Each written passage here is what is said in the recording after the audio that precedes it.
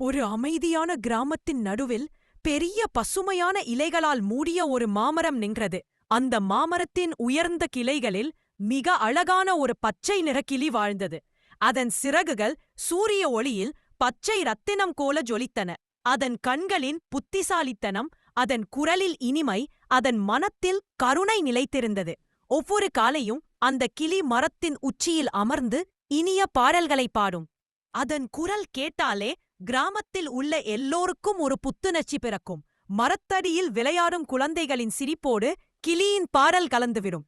கிராமம் முழுவதும் ஒரு மகிழ்ச்சியான காற்று வீசும். ஒரு நாள் பிற்பகலில் மாமரத்தெக்கே ஒரு சிறிய பூனைக்குட்டி தடுமாறிக் கொண்டு வந்தது.